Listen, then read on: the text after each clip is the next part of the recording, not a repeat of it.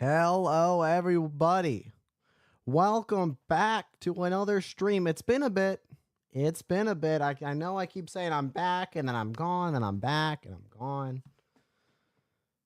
I'm no longer going to make any promises, but I'm going to do my best. Been going through a tough time. I've been going through a tough time dealing with some things, and I didn't want it to reflect on stream at all, and only streamed on the days that I knew I could give you guys my best. But before we get into all that, shout out to the GOAT, Blink, the GOAT, 26 months subscribed on the Twitch channel, and the OG Blink. That is next level GOAT shit right there from Blink on the Twitch side of things. As always, I want to thank everybody who is tuning in, whether it's YouTube, whether it's Twitch. I appreciate each and every single one of you for making this dream possible. I don't get to do this without all of you. This mic doesn't happen without all of you, with all the support you guys have given me. None of it happens.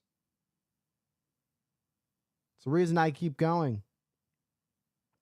Well, that and my love of professional wrestling is what keeps me going, even on the days I don't think I can go. But today, I feel I can go. And well, the tag team division has been spiced up over on the Blue brand now. It was announced earlier on social media, just a couple hours before Friday Night Smackdown gets to you underway over on the USA Network. Well, Nick Aldis last week had mentioned a new tag team coming in. That new tag team is from the Motor City. I'm talking about one of the greatest tag teams to ever do it. Every tag teams in the last 20 years have tried to imitate it, but you can't be them. I'm talking about the Motor City Machine Guns, Alex Shelley and Chris Sabin, two world-class athletes on their own, two former world champions on their own, but together as a cohesive unit, one of the greatest tag teams of all time. They've won gold everywhere they've gone, whether it's Ring of Honor, whether it's New Japan, whether it's TNA. They've done it all except the WWE. And now they're looking to prove SmackDown general manager Nick Aldis right, that they are who they say they are, and that is being one of the greatest tag teams of all time. We're going to find out. They're being thrown right into the deep end in WWE with a triple threat tag team match as they take on Los Garza. I'm talking about Garza and Berto of Legado del Fantasma. And also, that was supposed to be the original one-on-one tag team match, but general manager Nick Aldis decided to spice things up to heat up the tag team division with now having the new addition of the Motor City Machine Guns, while making it a triple threat with the inclusion of former tag team champions in A-Town Down Under. That is Austin Theory and Grayson Waller. So that's going to be a triple threat match. We have two triple threat matches that were announced by Nick Aldis. And the other triple threat match, Pretty Deadly, DIY, and the Street Profits. And the winners of both matches will face each other next week in a one-on-one tag team match on Friday Night SmackDown. The winner of that match will become the #1 contenders for the WWE Tag Team Championships, currently being held by Tama Tonga and Tonga Loa of the Bloodline. So that should be a very interesting match coming in the near future. Whoever goes on to face the Bloodline, who are as hot as they've ever been. The Bloodline absolutely unstoppable. But we will also hear, and speaking of the Bloodline, Roman Reigns and Jimmy Uso, are they going to get the help that the Bloodline needs? You heard it last week to close out Friday Night SmackDown. Jimmy Uso saying to Roman Reigns, we need help. We're outnumbered. What do we, like, they can't do it alone. And now Cody Rhodes has got his own thing going on. That was a one-time handshake deal between himself and the OTC Roman Reigns when they teamed up at Bad Blood and would defeat Solo Sikoa and Jacob Fatu. Now it's Roman Reigns and Jimmy Uso back together, but that's it. They've got to deal with Solo. They've got to deal with Jacob Fatu. They've got to deal with the tag team champions, Tonga Loa and Tama Tonga. They're outnumbered 2-4. And it's interesting, Roman Reigns, a chief without a tribe like Cody Rhodes said he would be. But it seems Roman Reigns is going to have to find a way to bring everything together. And we saw this past Monday on Raw, Jimmy Uso tried to pay a visit to his twin brother, Jay. But I've got to say, Jay is doing just fine for himself over on Monday Night Raw as the Intercontinental Champion. So in Jay's mind, he's like, I don't need this. I don't need to be back in this. I left this toxic family for a reason. I'm doing my own thing. And now I finally won a singles title, which would have never happened if I was still just a twin. So the bloodline is going to, the original bloodline, or what is left of this original bloodline, and Roman Reigns and Jimmy Uso trying to reform something, trying to get something together in the bloodline to deal with Solo Sikoa and this new bloodline that have been on a rampage these last 6 months or so. It's ever since Roman Reigns' last match at WrestleMania, when Roman Reigns lost the title at WrestleMania, everything switched. Paul Heyman got taken out by the bloodline. Solo Sikoa made this new level, just took the bloodline and just raised it up to a whole new level in terms of intensity and just diabolical. There are so many words to describe this new bloodline and their tactics, what they've done, how fearsome they can be as a unit. It's like nothing we've ever seen before. How far they're willing to go. And when they added Jacob Fatu is a force to be reckoned with on his own. And to add him to the bloodline with three of the most vicious superstars in WWE history, including two of those members being the sons of one of the most dangerous people in professional wrestling. I'm talking about Guerrillas of Destiny, the tag team champions, being the sons of the legendary Haku.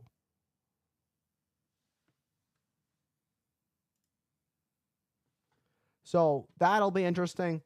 And going back to what I was saying about the American Nightmare, who's now done with the bloodline, he's got his eyes set on Crown Jewel and becoming the first ever Crown Jewel champion. It's the undisputed WWE champion, Cody Rhodes, taking on the World Heavyweight champion, who we now know 100% for sure that Cody Rhodes will be facing the Ring General Gunther at Crown Jewel. This has been brewing for a little bit, but now it's finally gonna happen. We're gonna get a one-on-one match between two of the very best in WWE today. And not just WWE, I'm talking about professional wrestling as a whole. Gunther has put on classic after classic. Cody Rhodes has had one heck of a run since coming back to the WWE, an absolute incredible performer as he continues his reign as undisputed champion, winning the title back at WrestleMania. Gunther winning the title at SummerSlam. So we'll see how that match goes in just a few weeks. Actually, it's about a couple weeks. It's about a couple weeks now. 2 weeks from Saturday at Crown Jewel. So that'll be an interesting match. We are just 5 minutes away from SmackDown. I want to thank everybody for joining me tonight.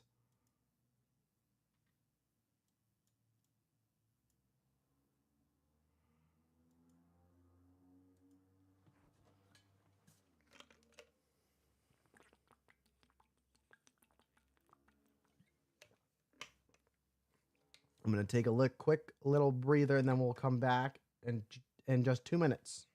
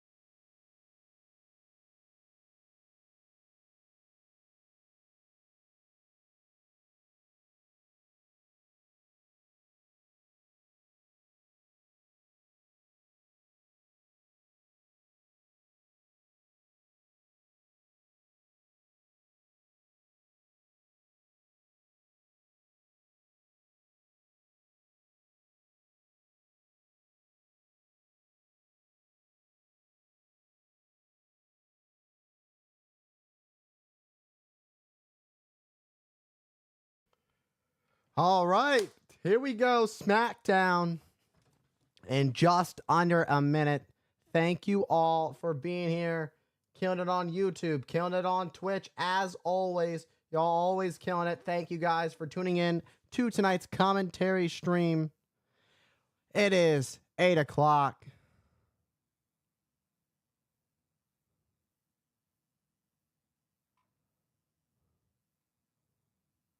All right.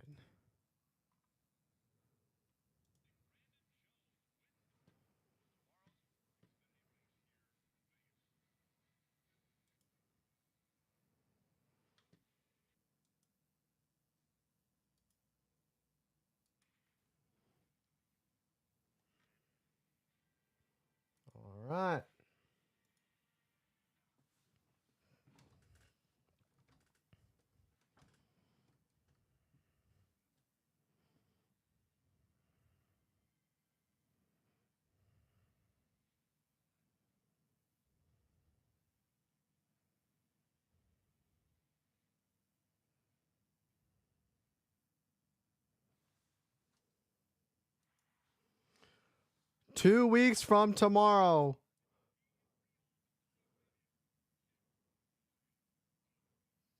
Jax, Morgan Rhodes, Gunther. Look at that.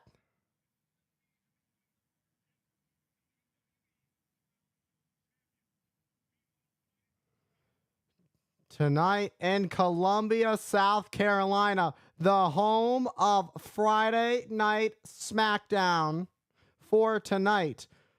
Reigns has found himself in a bit of a predicament now with Jimmy on his side. They've got to figure out a bit of meeting the numbers game. Let's take a look at what happened last Friday on SmackDown.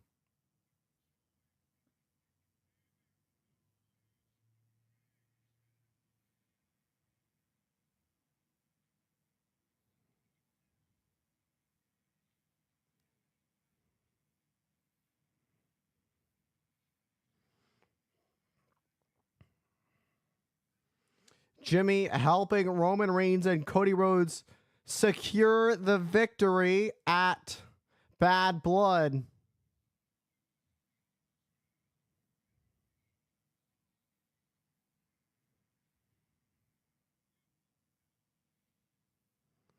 Jimmy had to say, but we're not the ones.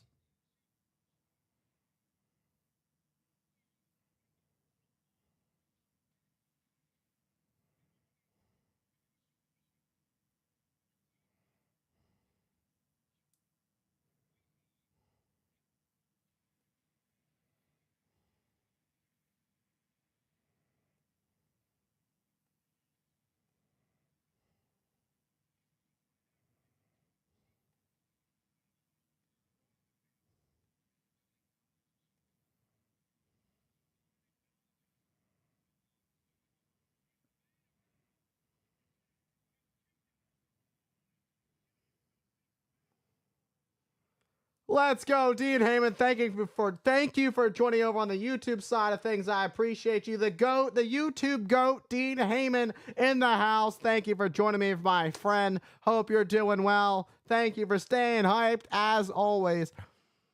And then the Bloodline would attack Jimmy Uso after losing to Solo Sikoa. Here would come the OTC Roman Reigns Superman punch for Fatu, and then the Tongans. And then it'd be the OTC and the Tribal Chief going at it back and forth. But the problem, the numbers game, the Bloodline, Roman Reigns now becoming familiar with everything he was dishing out is now on the receiving end of the Samoan spike to Roman Reigns. And Jimmy saying to Roman, we need help. Jimmy saying to Roman, we need help. And this is this past Monday on Raw. Jay tries to go back to his locker room, but there's Jimmy Uso. Jay doesn't want any part of it. And again, Jimmy tries to find Jay.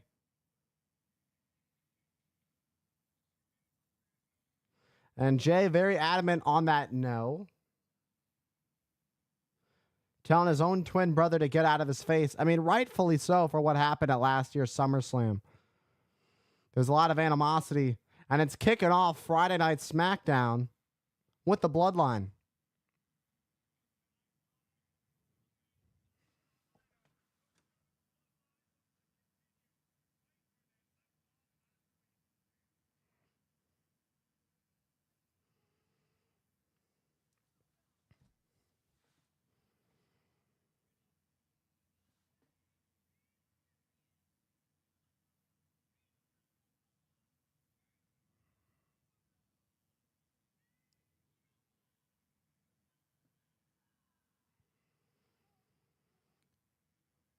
The menacing look on Solo Sikoa's face says it all. He knows he's in charge.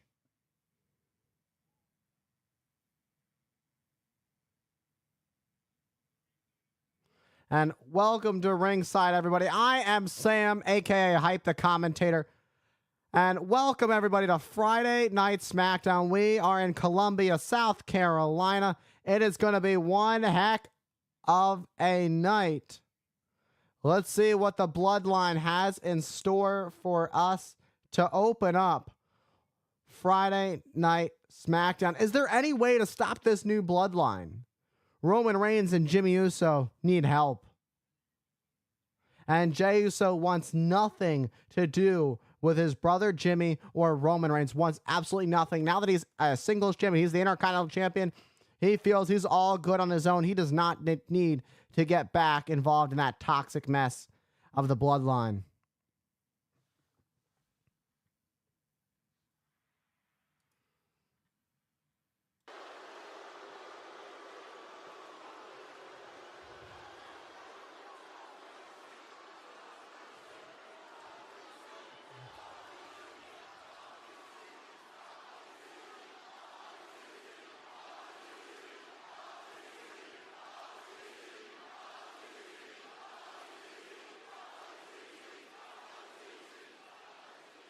Columbia, South Carolina.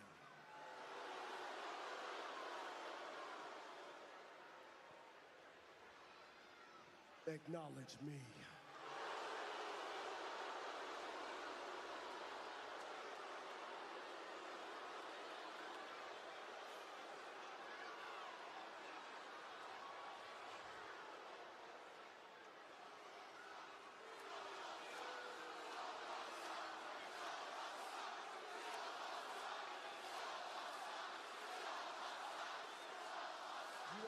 Better get used to seeing this because you're looking at the present and the future.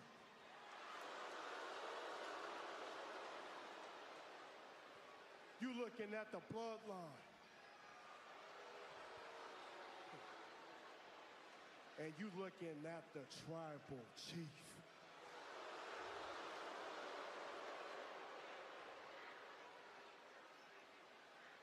You see, I'm the man that created a bigger and stronger family.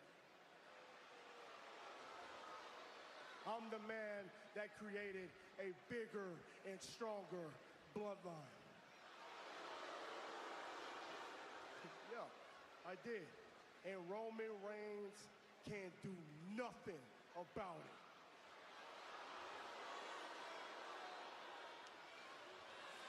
Jimmy can't do nothing about it neither. Oh, and then check this out. And then Jimmy goes to Monday Night Raw and tries to get Jay's help, but Jay don't want nothing to do with it either. Right?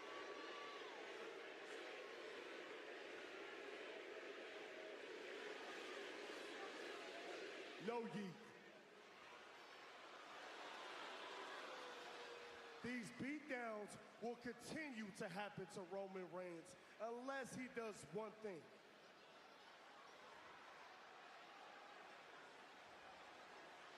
Unless he comes down to the ring by the end of the night and acknowledges me.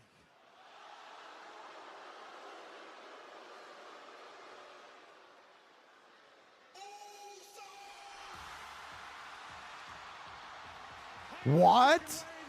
Hang on a minute.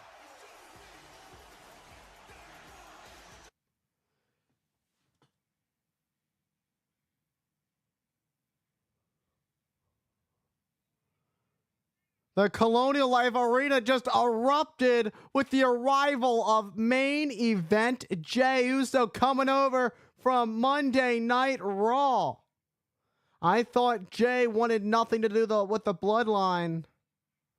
This place just exploded. They did not expect to see main event Jey Uso. An explosion of yeets erupting the moment they heard Jey Uso's music hit. And the bloodline in the ring have no idea what to think.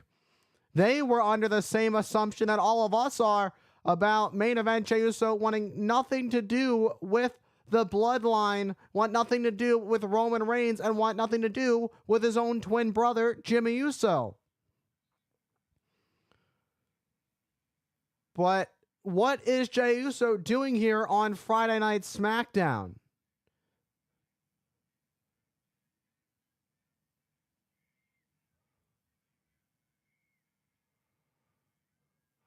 We all saw what happened last Friday on SmackDown when it was Solo and company destroying Roman Reigns and Jimmy Uso.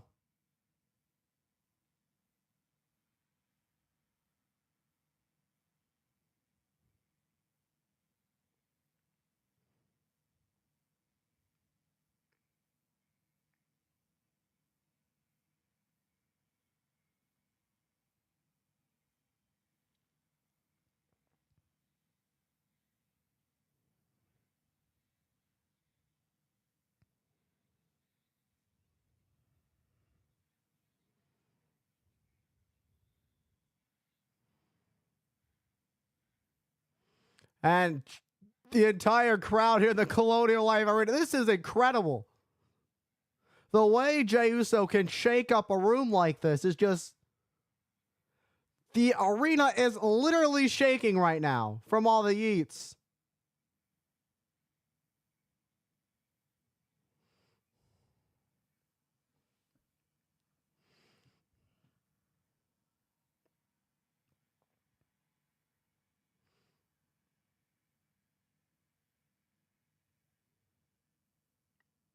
Brother, it's been a minute.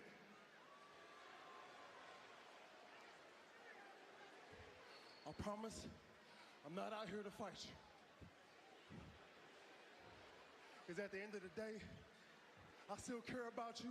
You still my little brother.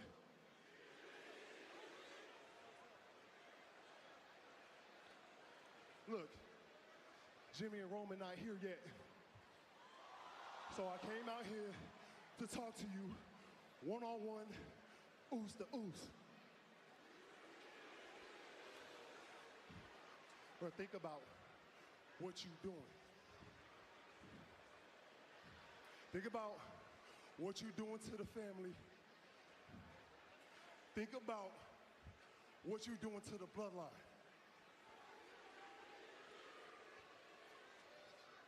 Don't nobody got bigger issues with Roman than I do. But dividing the family like this, it ain't it.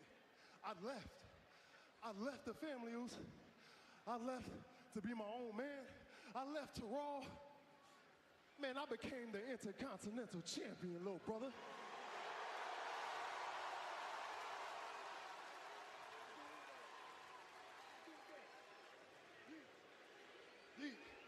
But look though. Look though.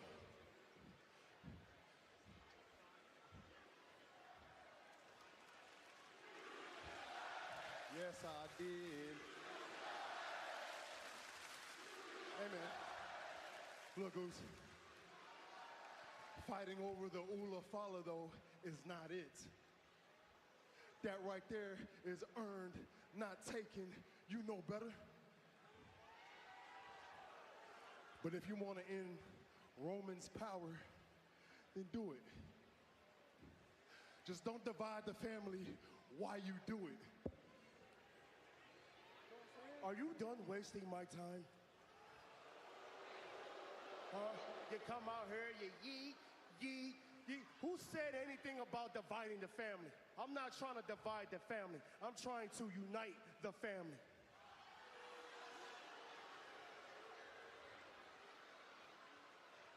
And stop calling me your little brother.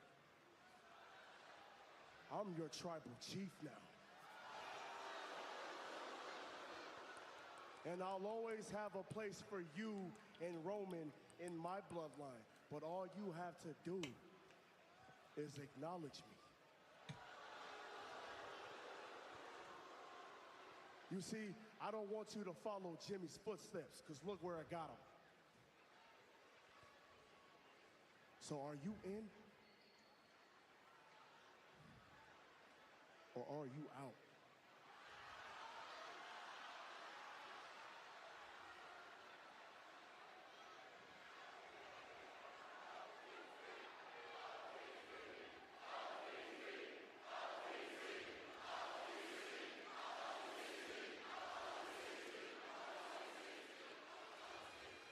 Look, if what you're saying is true, and you're trying to unite our bloodline, then why did you have to go and get them? Why'd you have to go get them, Moose? Tonga? Why'd you have to go get Jacob? There's a reason why we stayed away from him. And if you keep staring at me like that, I'm gonna knock your ass out.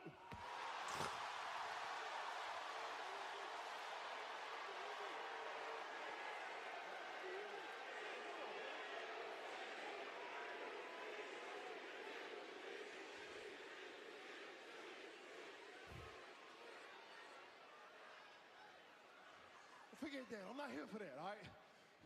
Forget all that. Next time I see you, Oos, it's gonna be different. Yeet.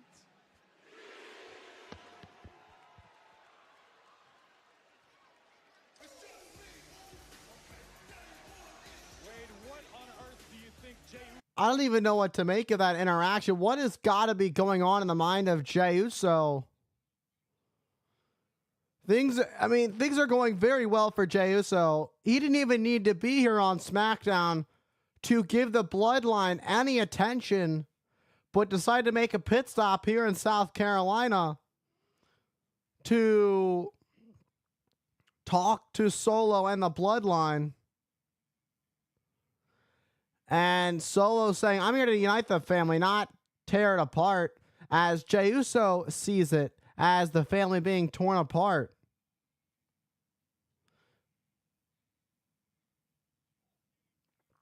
And we're only just getting started on Friday Night SmackDown. We've got two triple threat number one contenders triple threat qualifying matches. We've got DIY, the Street Profits, and Pretty Deadly coming up next on Friday Night SmackDown.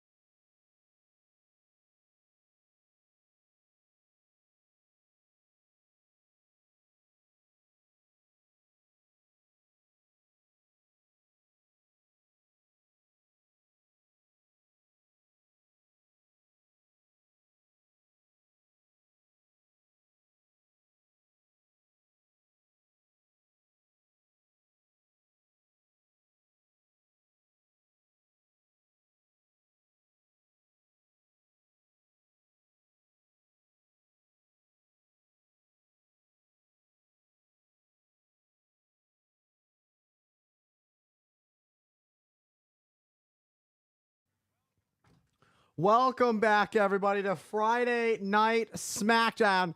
We're getting things hot with tag team action. I like what is happening with the Bloodline. It's getting interesting. Things are starting to pick up with the Bloodline.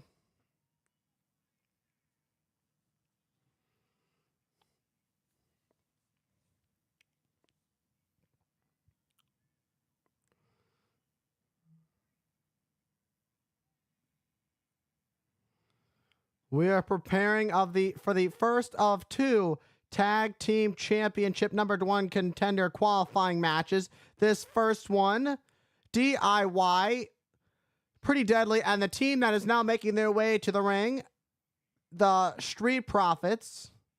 2 out of 3 teams in this match are former Tag Team Champions.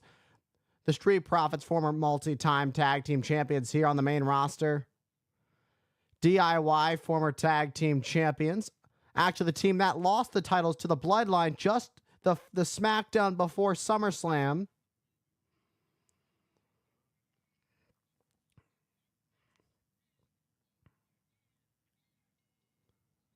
And the bell has rung. Wait, look at this early on. And seeing the athleticism of Montez Ford. What a drop kick. We're seeing the triple threat rules in effect. Every team, of course, it's every team for themselves. And here comes Elton Prince from behind.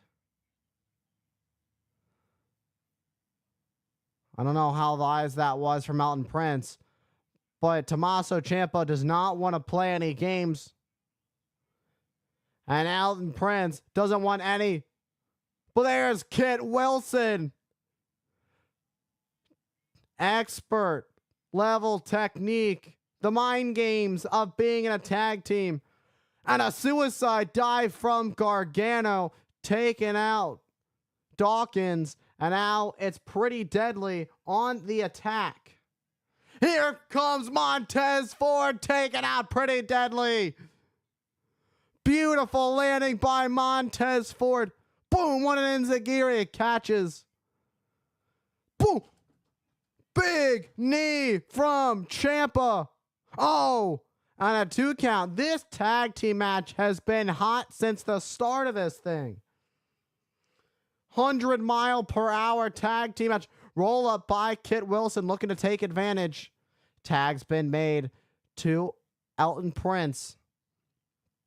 And now it's Kit Wilson who holds Tommaso Ciampa in the corner while Elton Prince went for an uppercut. Elton Prince, Kit Wilson, great teamwork. And double knees to Ciampa. And now it's Elton Prince looking to capitalize on this cover. Oh, great tag team innovation by Pretty Deadly. But Tommaso Ciampa able to kick out at 2. Let's take a look at this. Great innovation by Pretty Deadly one more time. Absolutely incredible what these two are able to do inside the squared circle. We've got 3 of the very best tag teams in WWE today. And we're seeing 6 of the best tag teams competing tonight for an opportunity to become the #1 contenders to go on to challenge Tama Tonga and Tonga Loa for the tag team championships. But right now it's Pretty Deadly who are in control as this tag team match. Wait a minute. From behind, it's Ford with a roll up.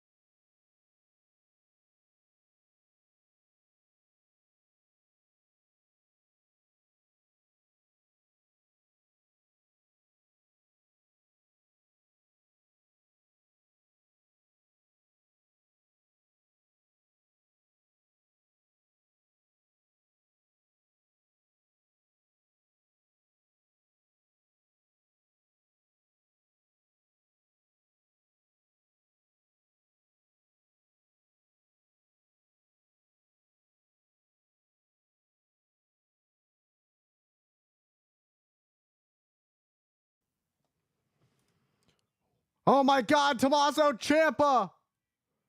Air raid crash, 450 splash from Ford to advance. But it's Gargano to make the save. And B-Fab watching the outside on the edge.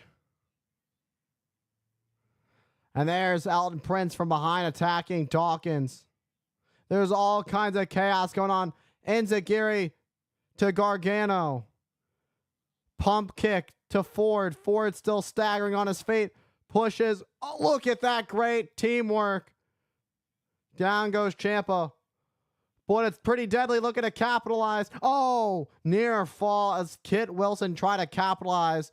Going for the cover on Tommaso Ciampa. Just milliseconds away from advancing in this little tournament. What a kick from Ford. Another kick from Ford, this time to Kit Wilson. And Montez Ford is fired up here on Friday Night SmackDown. Ford looking to head up high. But it's Elton Prince who takes out Tez's from under him. Oh no. And pretty deadly. But it's Angelo Dawkins who comes to the rescue. Uh-oh, this is not where you want to be if you're Elton Prince. Blockbuster. Super blockbuster. Meet in the middle to... Who wins? Who wins? Wait. DIY?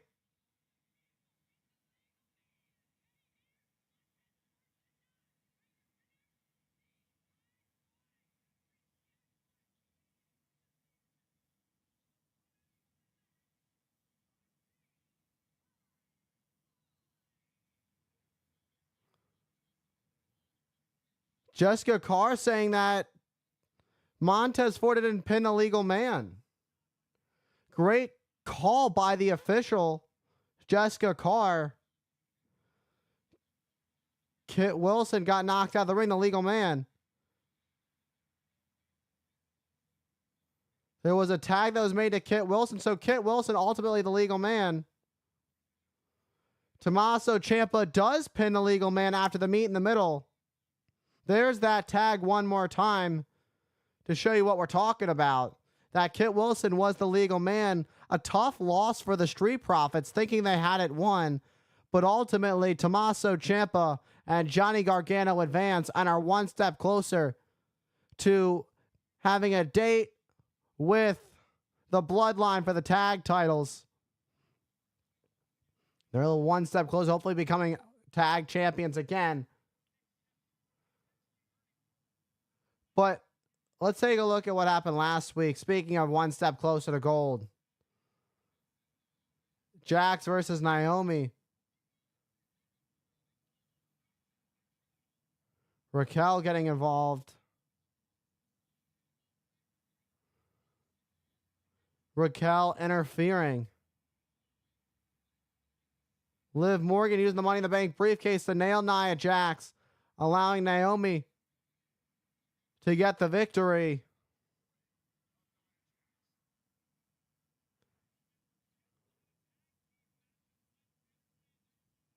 We were supposed to have a tag match later tonight.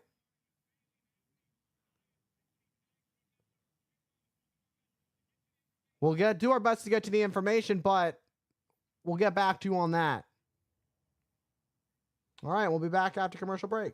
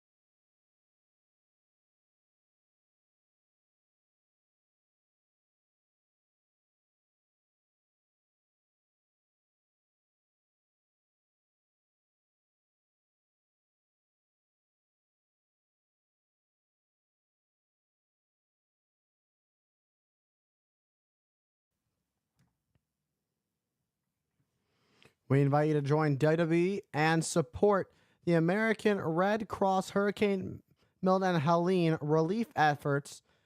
Go to www.me/Red Cross now. You can scan the QR code in the corner to help the devastation that the hurricanes Milton and Helene caused.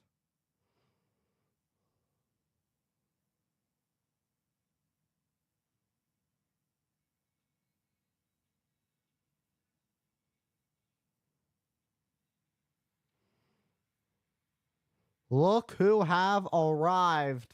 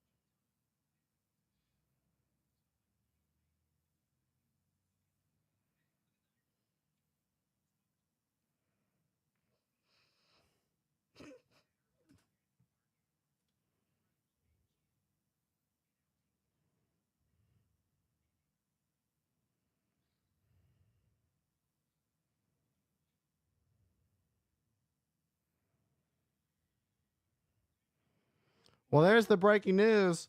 With Tiffany Stratton being out due to the flu, the women's speed champion is in. That's still to come tonight, but right now, we've got singles action as Piper Niven makes her way to the ring.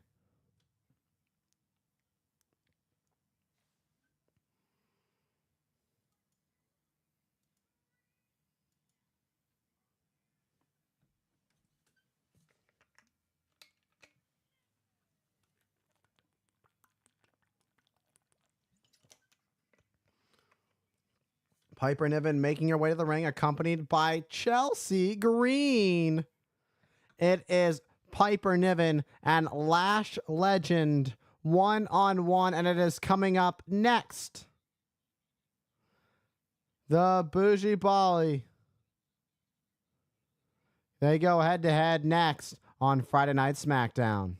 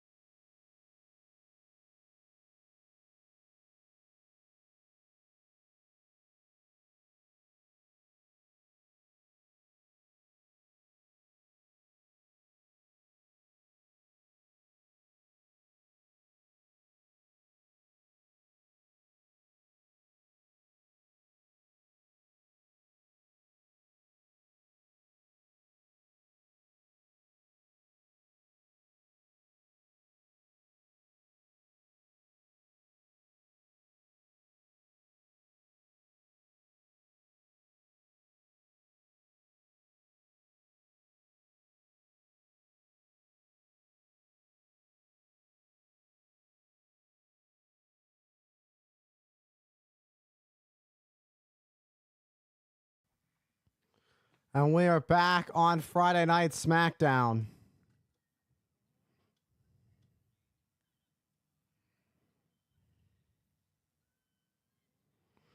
Lash Legend representing Metaphor, along having Jakara Jackson, her tag team partner, in her corner. And the women's tag team champions are watching this one closely. Have some great seats in the house. Jade Cargill and Bianca Belair, the WWE Women's Tag Team Champions. And the bell rings. Piper Niven gets pushed by Lash Legend. This is Lash Legend's second match here on the main roster. How wise is it to play mind games and with somebody like Piper Niven, who has been doing it for as long as she has been doing it? Niven is not somebody you want to mess with. She's also somebody you're not going to be able to take down easily. What a shoulder tackle by Niven. Takes down Legend. And Lash Legend with a lot to prove here on Friday Night SmackDown. What a pump kick. That's a play out of Jade Cargill's playbook, and a splash. And a cover, taking the opportunity to go for the cover on Piper Niven is Lash Legend, getting just barely a 1 count. And what modified Uranagi in a way by Niven, and then a senton and a cover by Niven, and only enough for a 2 count. Jakara Jackson and Lash Legend Metaphor, who ran shop over in NXT for quite some time, now bringing their expertise, their skill set over to the blue brand Friday Night SmackDown. Lash Legend looking to pick up a victory over Piper Niven. This would be Lash Legend's first singles victory on the main roster, if she can pick up the victory over Piper Niven here tonight.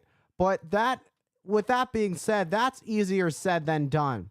Niven is no easy task. And look at the power.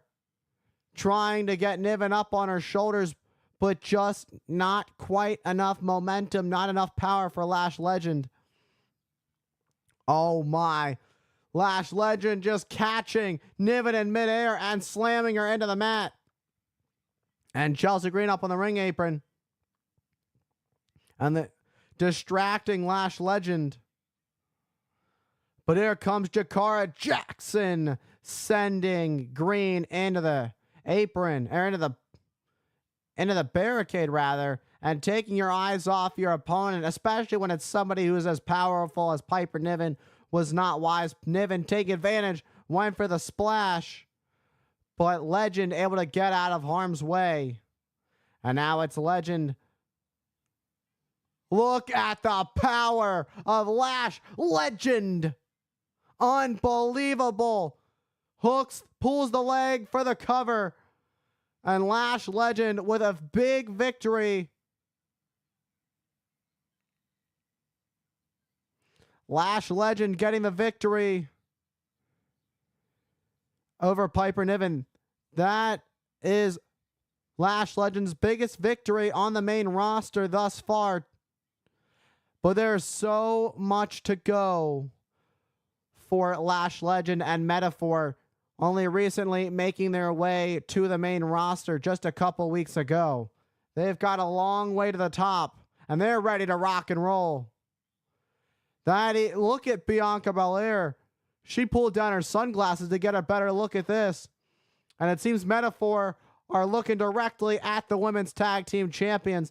And now it's Metaphor who are coming after Cargill and Belair. And Belair and Cargill saying, you want some? Come get some. They're defending champions.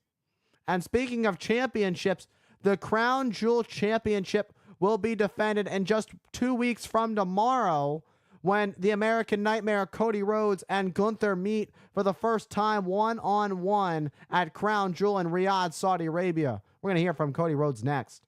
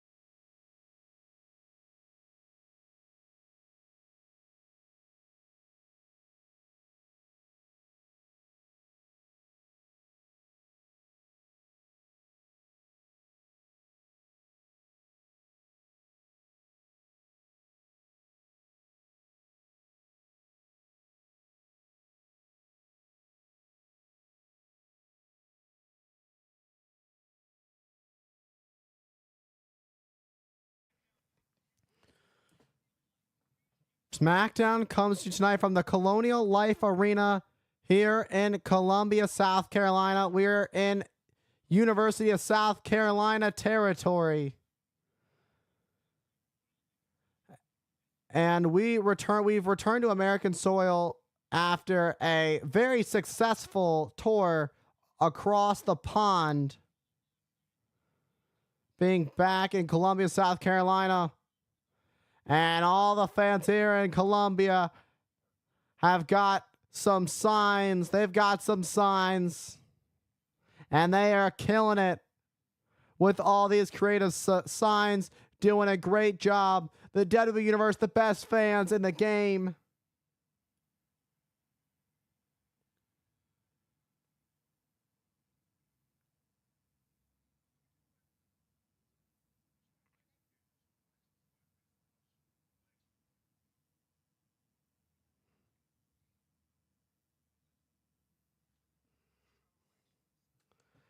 My finishing move would be a crossbody, and it would be probably called the count. I haven't thought about this.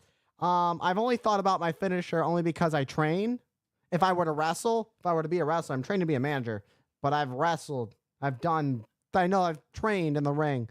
So I thought about this actually. I would make my finisher a crossbody and I'd call it I'm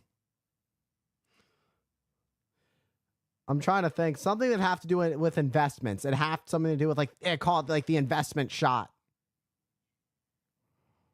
or high stocks or a high stocks crossbody or something like that.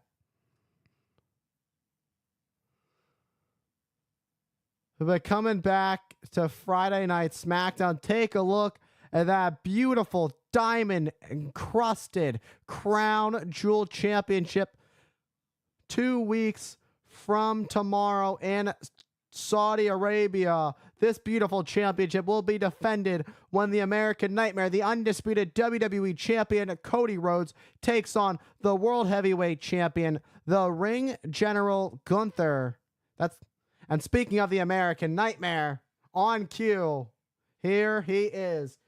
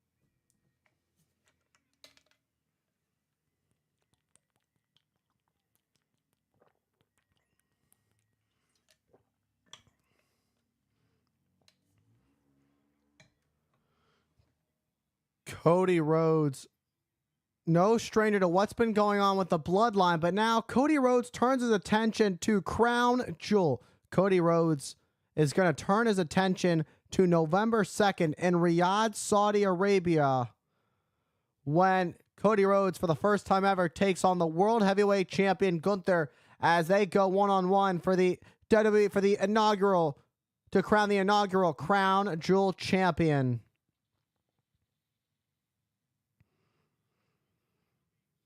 And Crown Jewel, we know it will be champion versus champion, and we know it will be Rhodes, Gunther.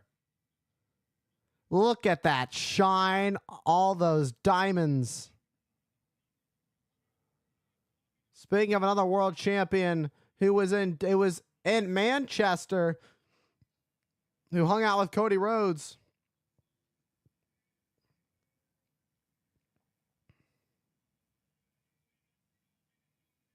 Gunther showing his respect to Rhodes.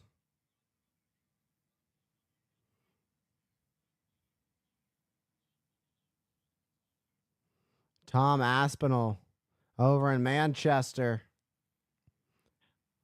hanging out with the WWE Universe, hanging out with Rhodes and Gunther. Let's hear from the American Nightmare. Before my remarks, we have an unbelievably sized crowd this evening.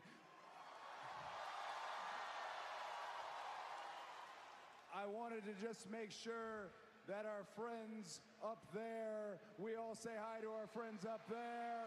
Our friends down here, we say hi to all of them.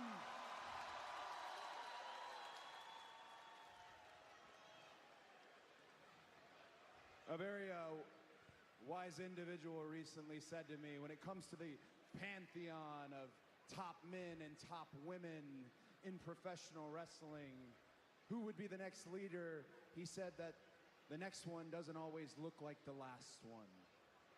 It's been a quote I've been thinking about quite a bit lately. But in regards to this Crown Jewel Championship, it's not about the next one. It's not about the last one. It's about who is going to be the first one. So many what ifs in the history of our sport. I'll take you down that road. What if the NWA World Champion Harley Race fought against the WWF's Bruno Sammartino? What if the AWA's Nick Bockwinkel went against the Nature Boy Ric Flair? Champion versus champion. What if WCW's Bill Goldberg fought Stone Cold Steve Austin? And often when these what ifs did come to fruition, the outcome was not always satisfactory, a clever out, if you will. When it comes to Crown Jewel, at the end of that night, there will be a definitive Crown Jewel champion. Again, champion versus champion. I am not going to stand here and disparage my opponent, Raw's World Heavyweight Champion, Gunther.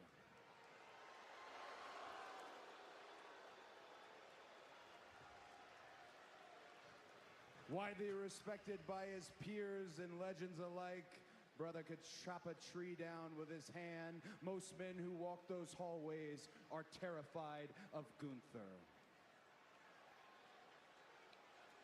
I'm not.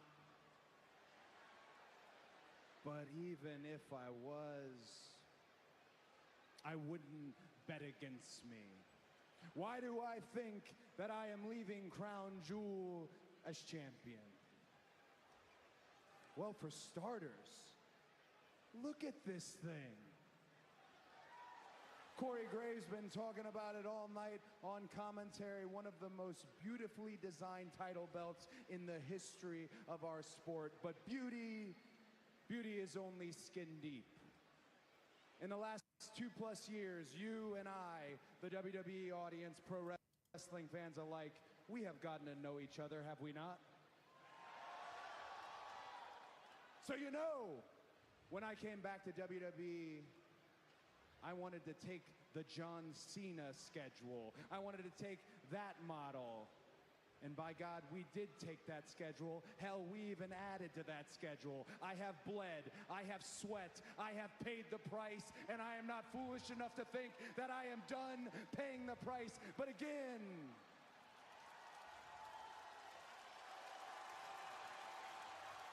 it's almost skin deep.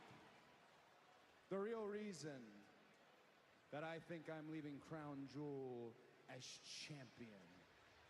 She's sitting at home right now. She's about 3 foot tall, and I need her to know that when my bones turn to dust, my name will be attached to this title as its first champion. I need her to know the name was given to me is the same name that was given to her, and it will matter, and she will know you play the game not to lose, but you play to win.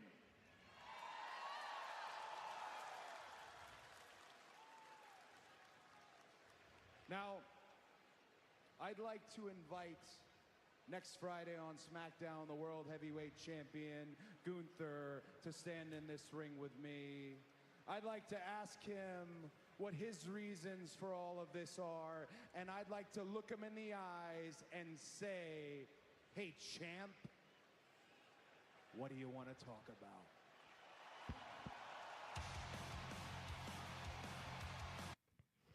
There you have it from the undisputed WWE champion, the American Nightmare, Cody Rhodes, invites the World Heavyweight Champion, Gunther, to SmackDown next week, 1 week ahead of their Crown Jewel Championship match in Riyadh at Crown Jewel. What a match that's going to be. A dream match between two of the very best in this sport today. It's going to be Cody Rhodes. It's going to be Gunther, November 2nd at Crown Jewel to crown the inaugural Crown Jewel champion. And speaking of Cody Rhodes, look at what happened after the show at Bad Blood. The fans were able to get footage of this from multiple angles. We were able to capture it. Kevin Owens attacking Cody Rhodes. Kevin Owens showed up last Friday despite being told not to, and Cody Rhodes was ready for a fight. Randy Orton, Cody Rhodes' best friend and mentor, trying to hold Rhodes back. Randy Orton would get back elbowed by Kevin Owens, but Randy Orton wasn't having any of it and then hit Kevin Owens in the face. And then later on, it'd be Kevin Owens who would attack Randy Orton from behind. And then Nick Aldis would get word and show up to help to make sure things got broken apart, get security to keep those two separate. But it was a little too late with Randy Orton being taken out by Kevin Owens. This is from Kevin Owens earlier.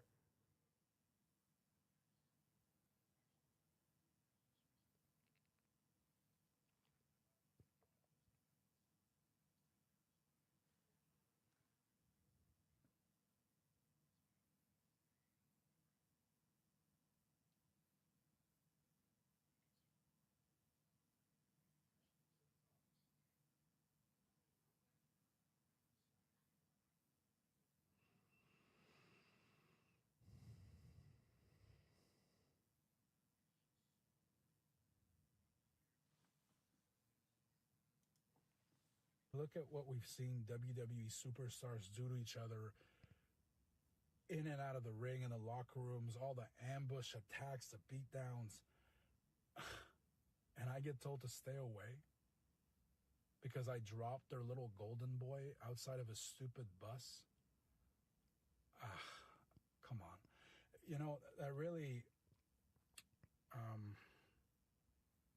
makes me ask myself just how appreciated and valued I am by this company. But that, you know, that I can live with. I can kind of get past that. What I can't get over, though, is what Randy Orton did to me. Randy, I can't believe that you betrayed me like that. You know, you can let people say whatever they want about me. Kevin Owens turns on all his friends, blah, blah, blah. It doesn't matter. I would have never done that to you, ever. Because I thought what we had was different. Dude, I just can't believe you picked Cody Rhodes over me. And, you know, I got to be honest with everybody. I with everything that's happening right now, between the disrespect shown to me by WWE and Randy breaking my trust like that, I really don't know if or when I can come back.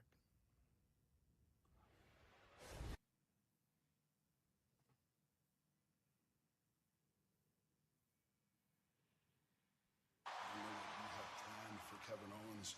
I don't know what anyone else has planned for Kevin Owens, but I need to get my hands on Kevin Owens, and I want to do it at Crown Jewel. I had a feeling this was coming. Randy, I'm sorry.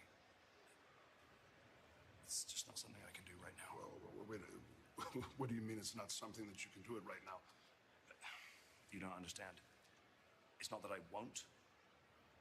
I can't. You can't. I don't think you understand what I'm saying. I don't think you understand, Randy. I don't think you understand what I'm saying. I'm not asking permission. Randy, with all due what respect. I am saying is I want Kevin Owens at Crown Jewel.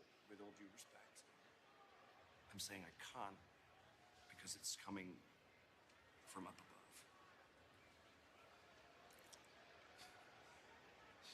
Right. Well, then I guess I know who I need to talk to.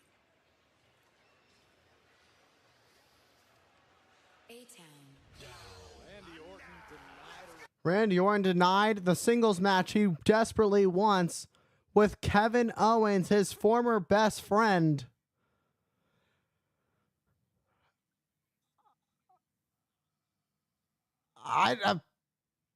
Apparently Roman Reigns said a few minutes ago he's going to acknowledge Solo Sikoa. I don't know. I'm having a hard time believing that, to the point I'm starting to stutter my words in disbelief.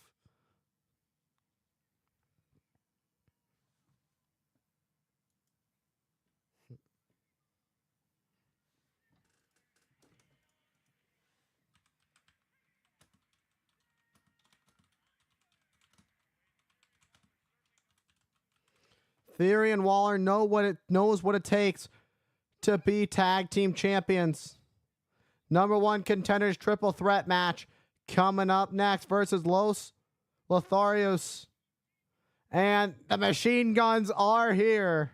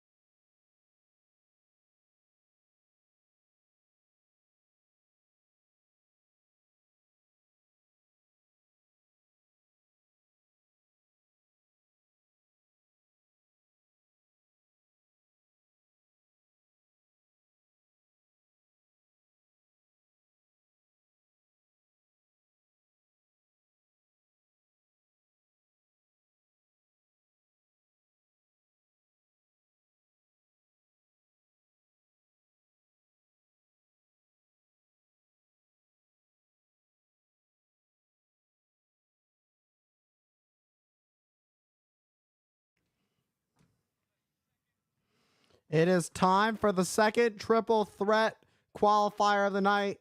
Los Garza with Elektra Lopez in their corner. A-Town Down Under already in the ring. And now we await the in-ring debut of the Motor City Machine Guns.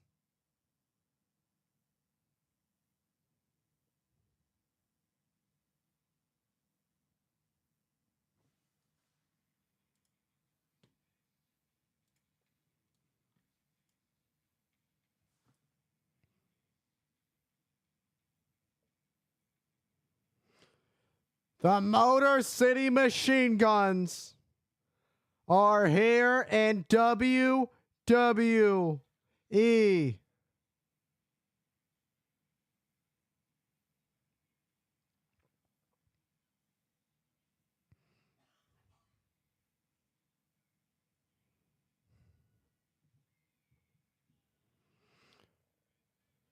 This debut, a long time coming from one of the greatest tag teams to ever do it. Talk about shaking things up. Talk about spicing up the tag team division here on Friday Night SmackDown.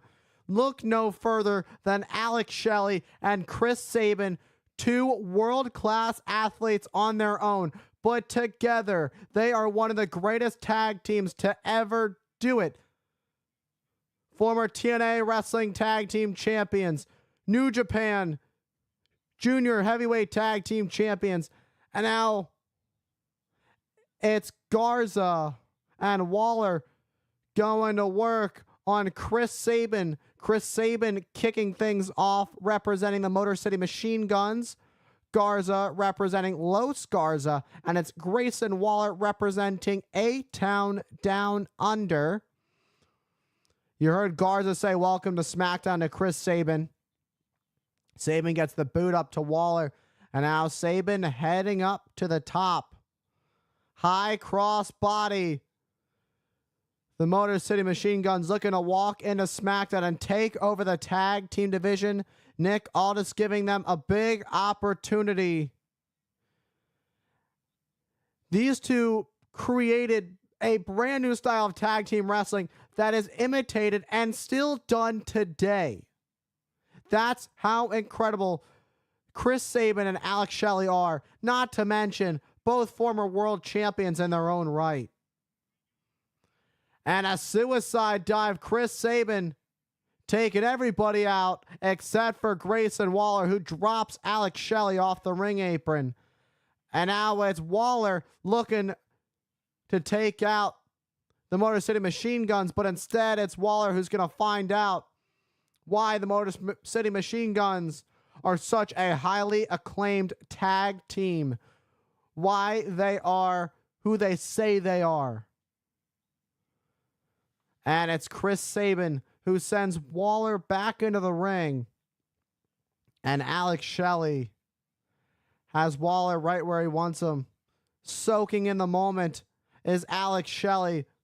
Alex Shelley and Chris Sabin, veterans in the business, have been doing this for over 20 years and now bring their tag team expertise to the WWE. But it's Shelley who gets caught by that discus forearm.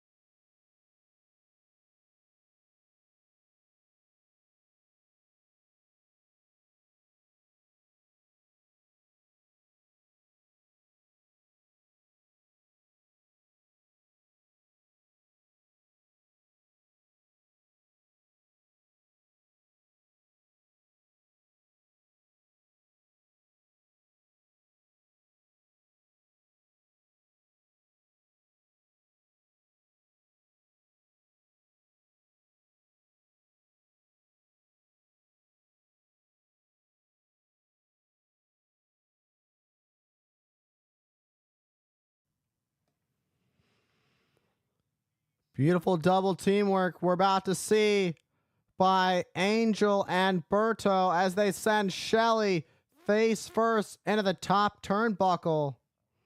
Oh, what teamwork.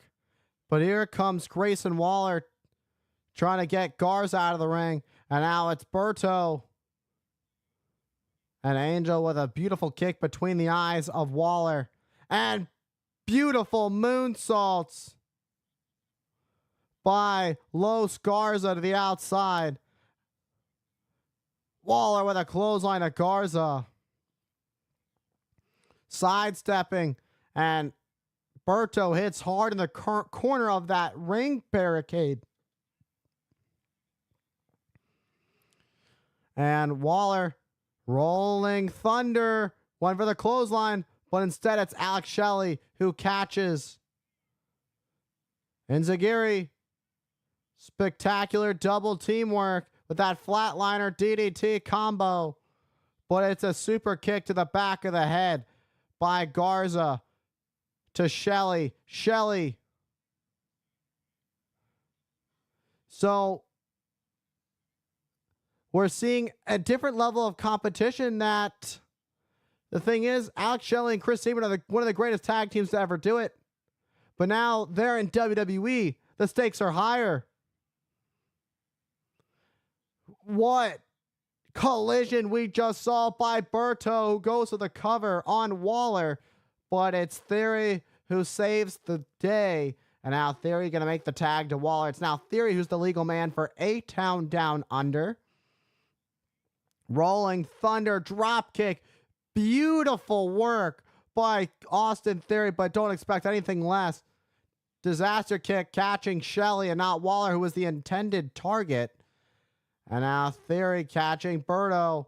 Oh, what a neck breaker. Driving Berto. A-Town Down Under in control. Tag was made.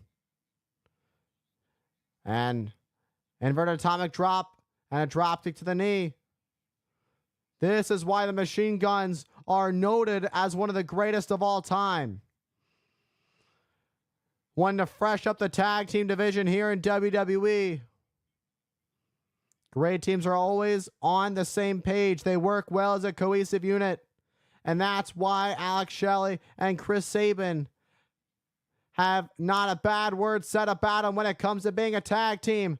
And the Motor City Machine Guns are victorious in their debut match on Friday Night SmackDown.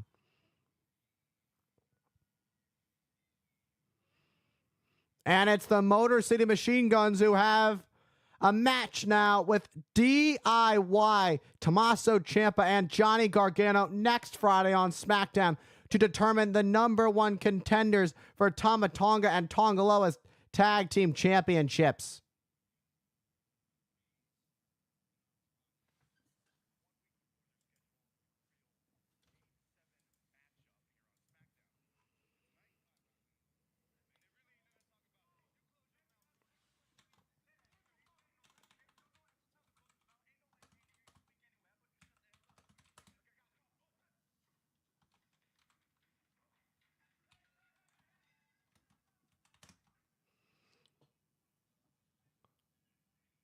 Oh! What an attack. Getting ready for Game 7 next week between Carmelo Hayes and Andrade. But now we've got speaking of tag, we've got more tag team action. This time turning our attention to the women's division as we head closer to Crown Jewel.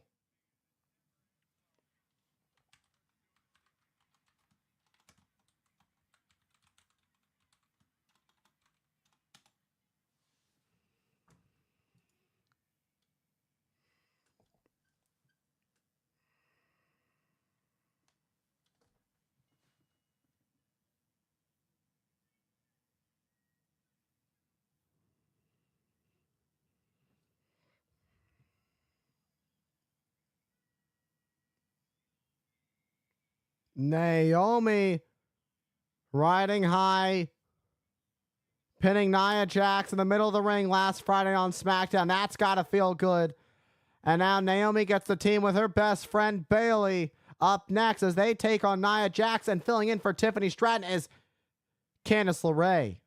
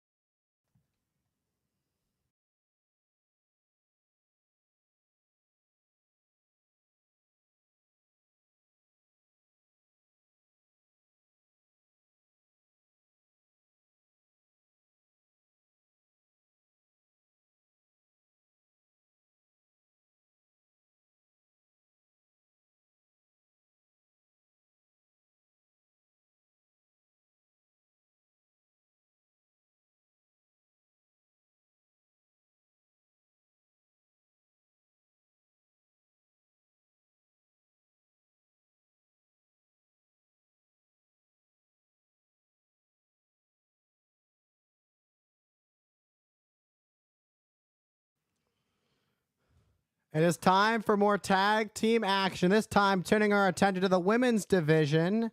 Bayley and Naomi taking on the WWE Women's Speed Champion, the Poison Pixie. And here's her tag team partner, the Irresistible Force, the WWE Women's Champion, Nia Jax.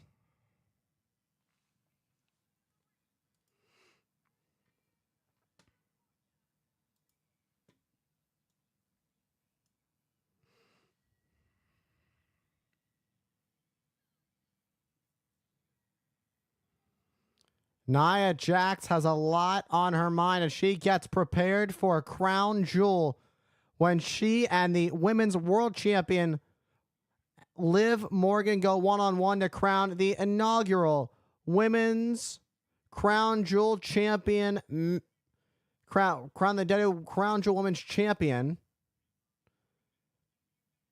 Who will that be? Will it be Morgan? Will it be Jax? We will find out 2 weeks from tomorrow.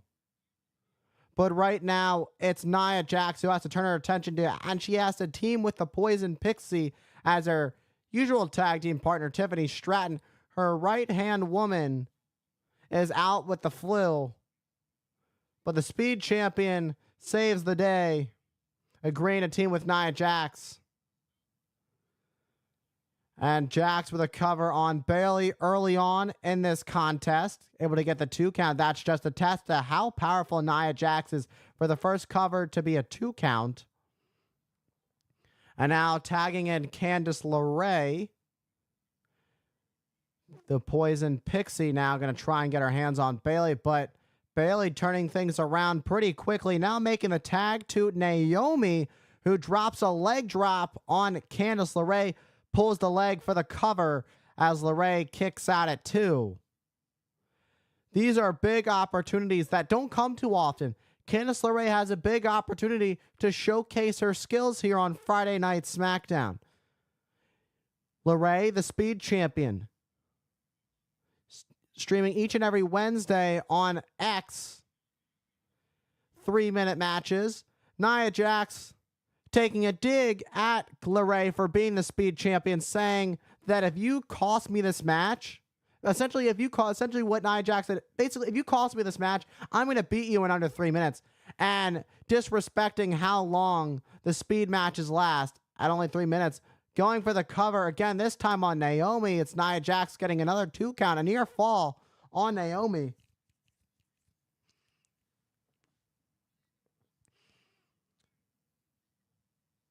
When it comes to going one-on-one, when it comes to standing across the ring from the Irresistible Force, Nia Jax, you got to be level-headed at all points.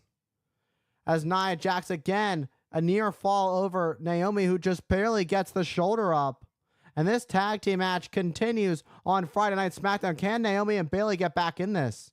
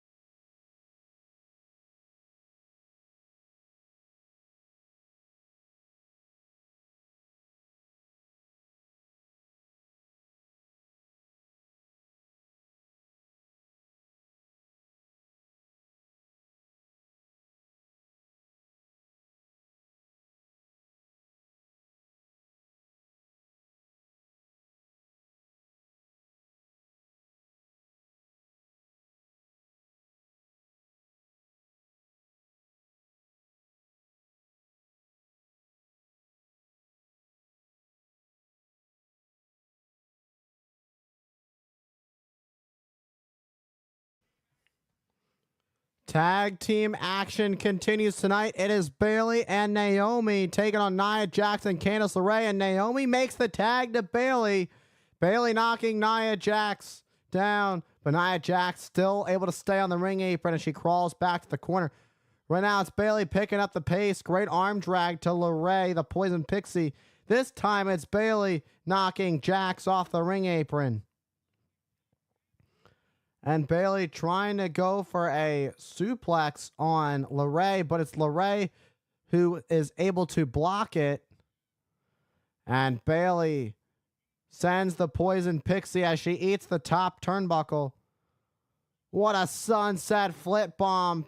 Back of the head of LeRae meets the turnbuckles as Bayley pulls LeRae into the middle of the ring. Went for the cover, but it would be Nia Jax to break the pinfall. And now Naomi looking to take out Nia Jax. In stereo, as Bayley and Naomi are in control here on Friday Night SmackDown.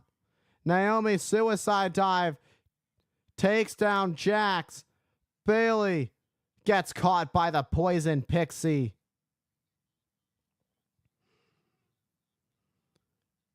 Indy Hartwell hyping up her mentor, Candice LeRae. Oh, LeRae thinking big move, but Bayley making sure it doesn't happen. But while the ref is distracted, it's Indy Hartwell who takes out Bayley and now sends Bayley back into the ring so LeRae can capitalize. Moonsault, and it connects for the cover. What an upset. LeRae just pinned Bayley.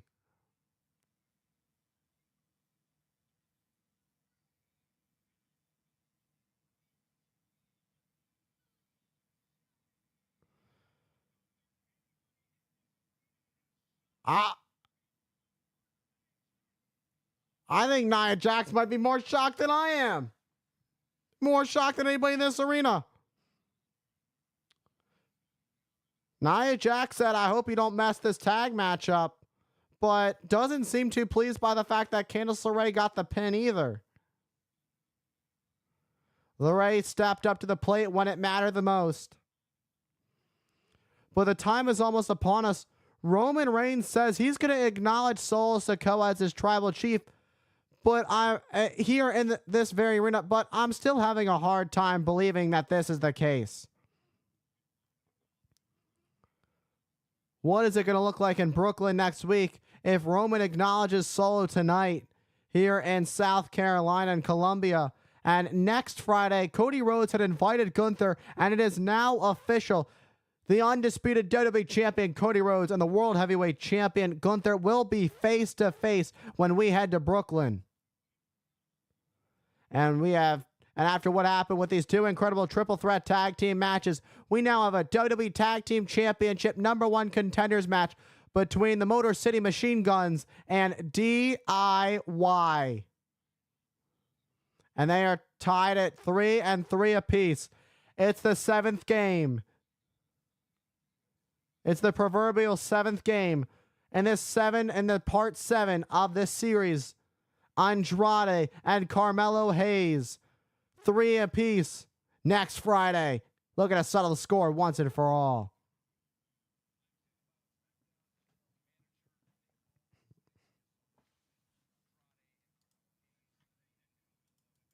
From the building, because this thing isn't going to be settled backstage. It's going to be settled in the squared circle, and that's next week on SmackDown from Brooklyn. But the thing is, because this is such a personal issue and because this is Game 7, I decided we needed a special referee who could handle business, a referee who, quite frankly, hates both of these men equally. You know, that's the funny thing about this, because I have no reason to even be involved in this, if you're quite honest. I've already beaten both of them twice. So here's the thing. If you want me to go ahead and go in there, I'll put on the zebra stripes. I'll be the best referee WWE has ever seen. As a matter of fact, in 20 years, you probably put me in as a wrestler and as a referee. I accept. But here's the thing, gentlemen. If you come in there, I'm calling it down the middle, and here's how it goes. You think you're signing up for a little shot at this? No. All you're signing up for is to get smacked back to factory settings. And your aspirations for this championship? Up in smoke. So it goes. Yeah. LA Knight special guest. LA Knight's going to be the special guest referee for Game 7 when it's Hayes and Andrade next week. But it's Bloodline time. Here comes the OTC saying he's going to acknowledge Solo Sikoa.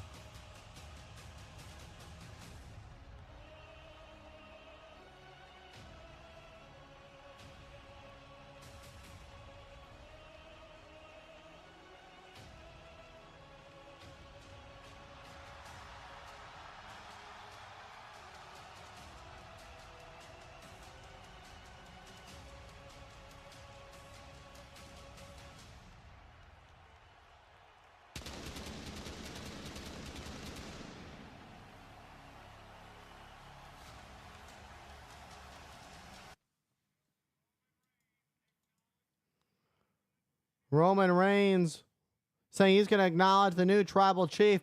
Roman Reigns and Solo Sikoa are going face to face next.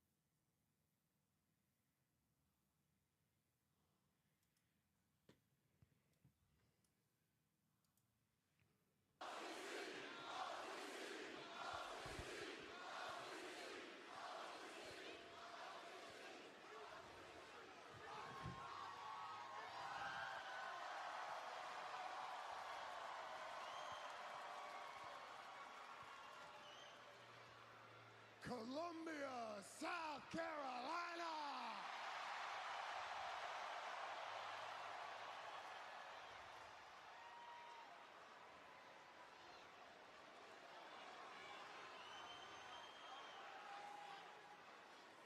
Maybe for the last time,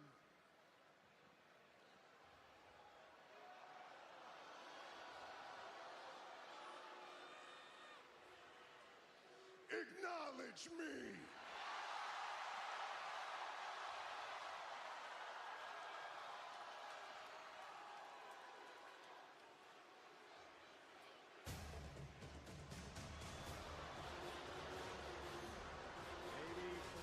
Maybe for the last time.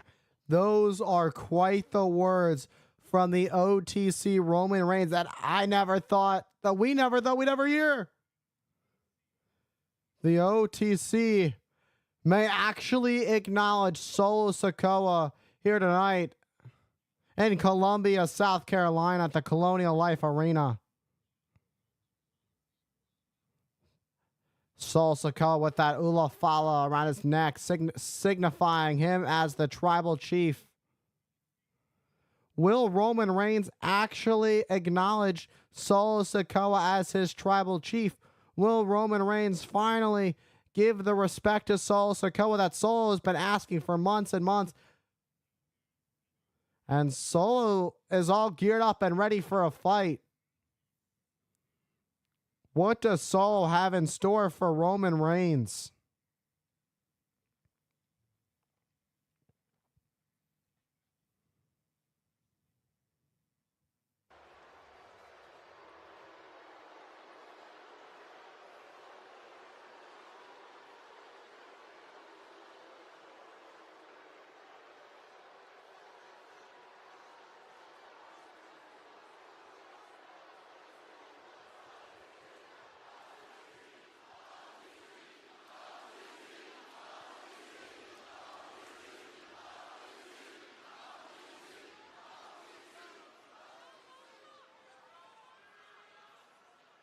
Earlier tonight, I heard that you told Jay that our family's stronger now. You told Jay that our bloodline was stronger now.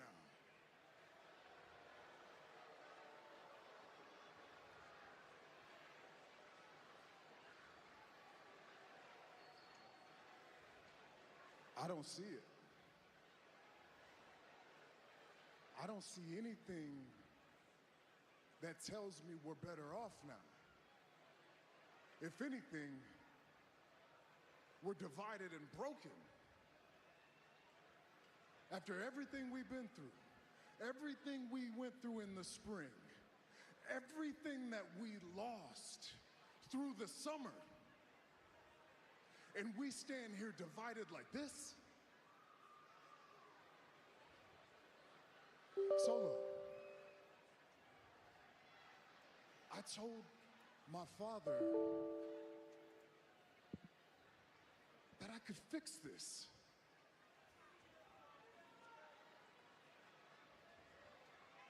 All I want to do is put us back in the promised land. I want titles around our waists. I want paydays coming from the heavens. I want abundance. I want our family to be priority. Tell me what I have to do to fix this.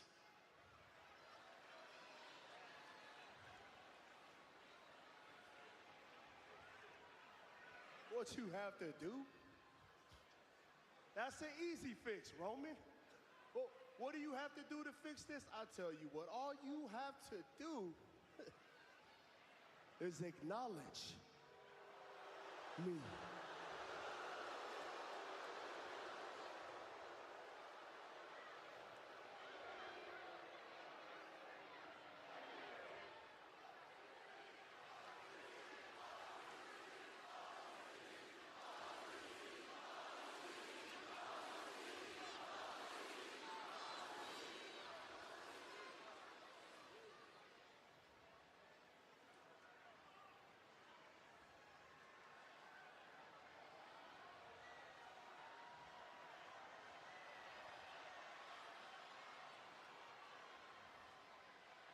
I acknowledge you. There. I acknowledge you. Does that make you feel better? No. Roman, that's not good enough.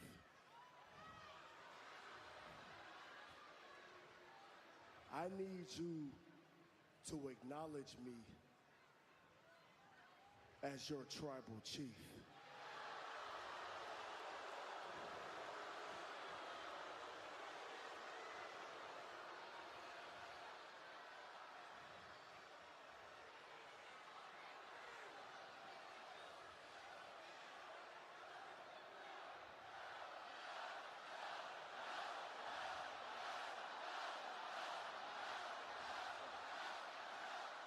I need you to acknowledge me as your tribal chief, or else.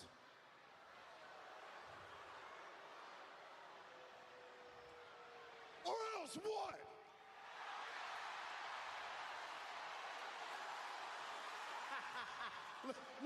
Look at you. There he is. I knew it. You never changed. You never changed. You've always wanted this, huh? Since you never changed, I'll never change either.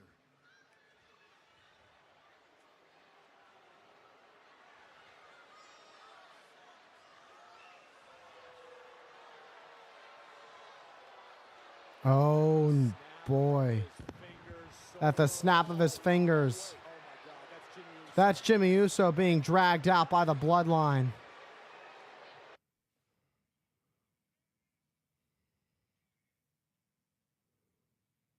Is he coughing up blood? Solo trying to take out Roman with another Samoan spike. But now it's Roman.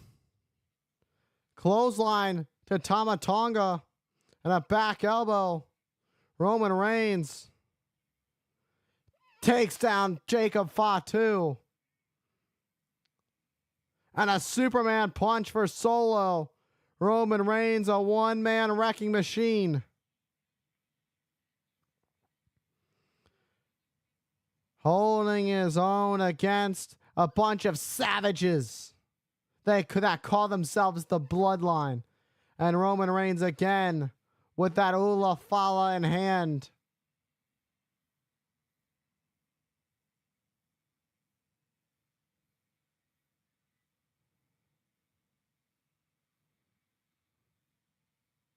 Oh, but it's Solo Sikoa with a low blow to Roman Reigns.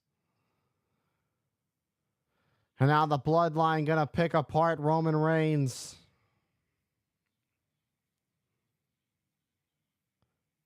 And now the Bloodline are picking apart Roman Reigns like a bunch of wild dogs.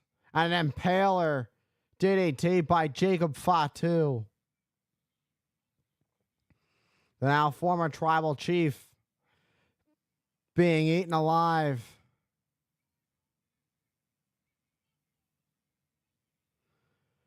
Solo Sikoa saying this is his bloodline.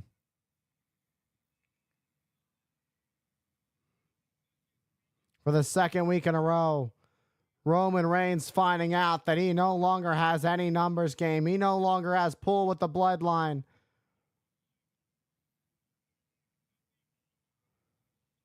And Roman Reigns going to be sacrificed again with a Samoan spike. Down goes the OTC.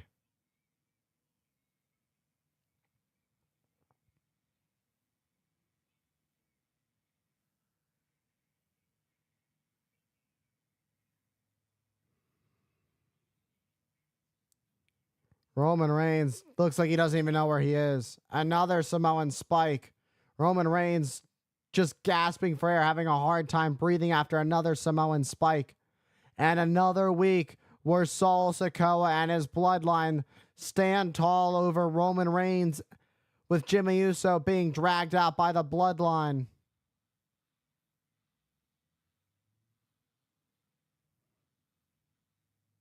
It's a different era for the bloodline.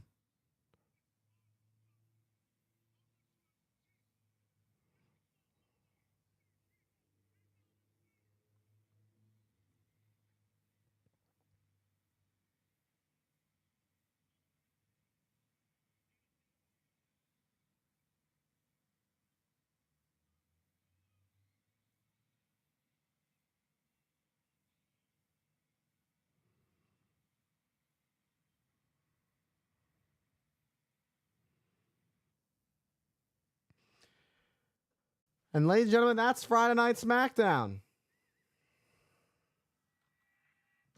Ladies and gentlemen, that is another edition of Friday Night SmackDown. Thank you guys for joining me tonight. I appreciate each and every single one of you. We're going to close this one out quick. I got to go to sleep because I need to be up early. Got a lot of stuff going on tomorrow. I got more videos that I've got to record. Speaking of videos, check out the daily YouTube videos. I've got a few coming your way, a few more coming your way. Here's what we've got in the bag for you guys coming up. I'm going to share it with you guys, let you guys know what's in the bag. What you can check out right now is tonight's video that went out. AJ Styles, Jinder Mahal for the WWE Championship. That was on SmackDown Live, November 7th, 2017. AJ Styles becoming the first man to win the WWE Championship on SmackDown since September of 2003 when the Beast Brock Lesnar defeated Kurt Angle to become champion on SmackDown. Kurt Angle was the Raw general manager at the time.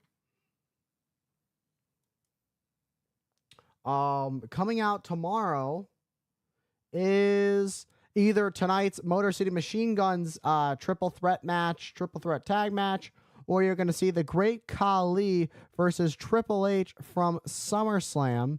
But I believe there's more. Let me tell you guys what. Let me get this up for you guys. I'm sorry. I don't really actually fully have this up for you guys. Let me tell you what's actually going out. Oh, going out tomorrow is The Undertaker versus CM Punk versus Batista versus Rey Mysterio for the World Heavyweight Championship, Bragging Rights 2009. So be on the lookout for that, 6 p.m. Eastern tomorrow. New videos go out every single day over on the YouTube channel. We're coming up on 250 videos every single day. Don't miss them. If you want the action, if you like the commentary and you want to see how my commentary is improved and you've been a part of this journey, go check out the YouTube commentary. New single match commentary videos posted every single day. Don't miss it. Like, subscribe, do all that good stuff. We're currently at 117 subscribers. Would love to be at 150 by the end of the year, if possible. But ready to be recorded. But what I have ready to be recorded for you guys: Triple H versus Cactus Jack, Hell in a Cell, No Way Out 2000. I've got Kane versus King Booker, No Way Out 2007. I've got Hulk Hogan versus Randy Orton, SummerSlam 2006. And I actually need to bring it back because I accidentally closed the page earlier. Let me open that up. And also, what's going to go out Monday is going to be Undertaker and Kurt Angle taking on Booker T and Stone Cold Steve Austin on Monday Night Raw, October 15th, 2001. So a lot of great matches coming out that are going to be recorded coming your way. With that being said, thank you all for tuning in to another stream. Don't forget, follow me on all my socials. You can see them right here on Instagram, Hype the Commentator, on Twitch at Hype the Commentator, on YouTube. Subscribe at Hype the Commentator, on X at Hype Commentator, and go follow the TikTok at Hype the Commentator. Thank you all for love and support, and I will see you all tomorrow's video, 6 p.m., and I will see you all on Monday for Monday Night Raw.